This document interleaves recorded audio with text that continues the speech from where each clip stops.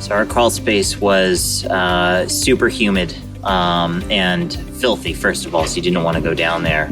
But the humidity was penetrating our subfloor and causing our floorboards in our living room to cup pretty badly. And I think that, it was also just putting a lot of burden on our air conditioning system to try to sort of take the moisture out of the air that was sort of radiating up through that. And it was chilly in the winter. We really went to great effort to map out our space. We had a pretty clear idea of what you guys were going to install and why that was, worth the trouble and how it was going to work.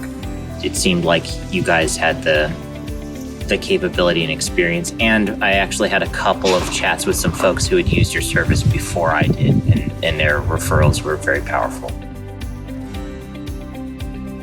Let's put it this way. They did a great job. It's not easy work.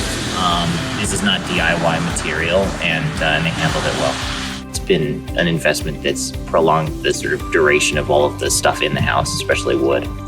So that floor cupping that I described, it's laid down and it doesn't come back. The house is much more comfortable in both extremes season-wise, both winter and summer.